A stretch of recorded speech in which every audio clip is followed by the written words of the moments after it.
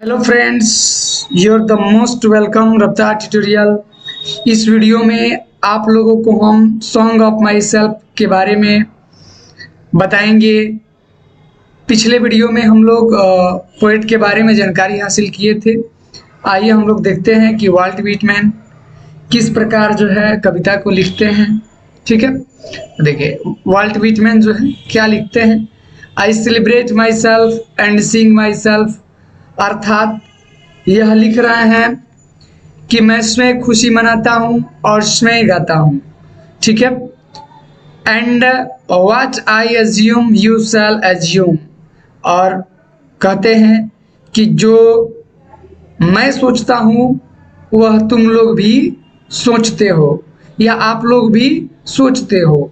For every atom belonging to me as good belongs to you, कहते हैं यह कि जो चीज़ मुझसे बिलोंग करता है तो तुमसे वो आपसे भी वही चीज़ बिलोंग करता है, अर्थात हम लोग जो हैं एक दूसरे से जुड़े हुए हैं।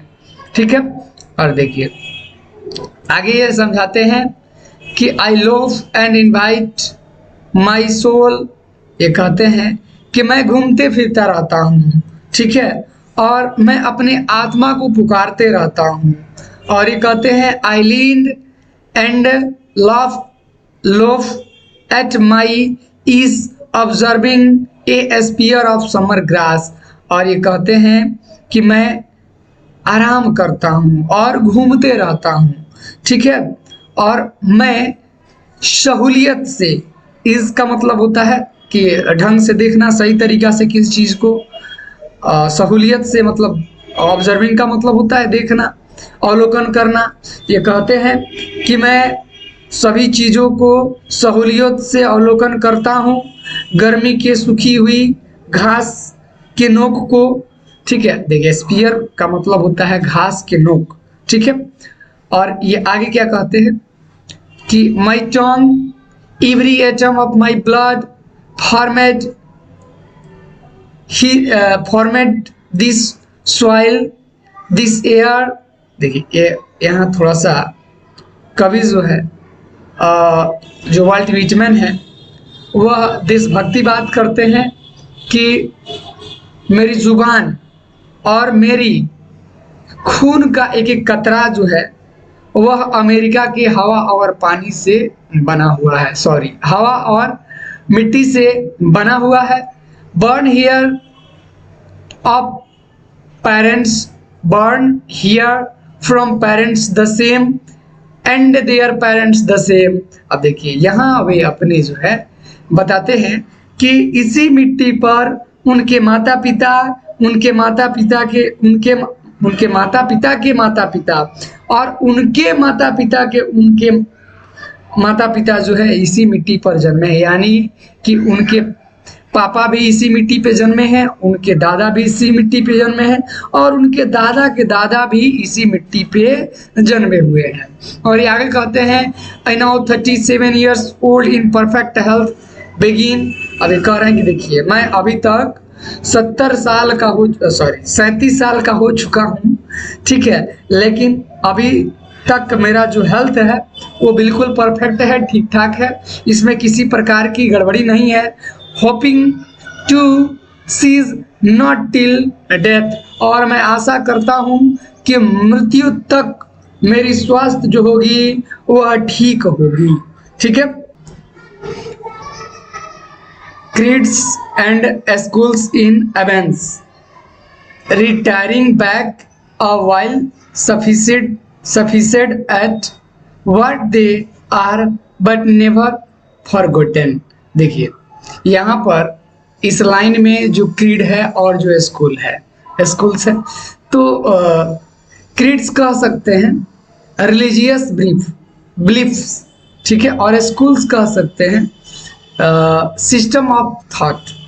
ठीक है, यानी कि यहाँ पर ये जो लाइन है यह अमेरिकन इंग्लिश में लिखी गई है और इसका मतलब है कि जो वाल्ट व्हिटमैन है वो कहना चाहते हैं कि कुछ देर के लिए हम लोग जो डिफरेंस है अमेरिका के लोगों के बीच, यानी जो गोरे और काले का भेदभाव है, उसको थोड़ी देर के लिए हम लोग भूल जाते हैं।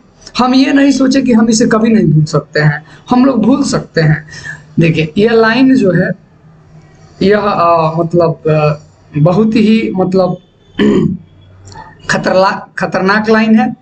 और इसमें जो है ये कहना चाहते हैं कि थोड़ी देर के लिए अगर हम गोरे और कालों का जो भेदभाव है, अगर थोड़ी देर के लिए हम इसे साइड कर देते हैं, ठीक है, और थोड़ी देर के लिए हम अगर इसको भूल जाते हैं तो शांतिमय तरीका से रह सकते हैं। देखिए वाल्ट व्हिटमैन जो थे वह नहीं चाहते थे कि अमेरिका के अंदर कोई क्रीड्स और स्कूल्स हो, ठीक है ना, कोई आपसी भेदभाव या कोई अंतर हो या किसी तरह का रिलीजियस बिलीफ हो, ये नहीं चाहते थे, ठीक है। और ये आगे कहते हैं कि आई हार्बर फॉर गुड और bad,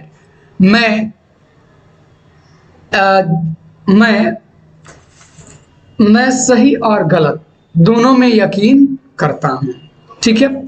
I permit to speak at every hazard, और मैंने अपने आप को यह छूट दे रखी है, मैंने अपने आप को यह परमिट कर रखा है कि जीवन के हर एक आफत में, मुसीबत में, विपत चाहे कह सकते हैं, जीवन के हर एक विपत्ति में, मुसीबत में मैं बोलूंगा, ठीक है। और ये कहना चाहते हैं कि जो सच है उसको मैं सच कहूंगा, जो गलत है उसको गलत कहूंगा, चाहे उसके लिए मुझे जो भी परिणाम भुगतना क्यों न पड़े। और ये कह रहे हैं nature without check with original energy, जिस प्रकार प्रकृति जो है बिना रुके अपने वास्तविक ऊर्जा के साथ गतिमान रहती है, ठीक उसी तरह मैं भी जो हूँ, ठीक है, जीवन के किसी भी परिस्थिति में मैं वैसे ही सच को सच और झूठ को झूठ कहूँगा, चाहे मेरे साथ किसी प्रकार का व्यवहार क्यों ना हो, चाहे मुझसे किसी प्रकार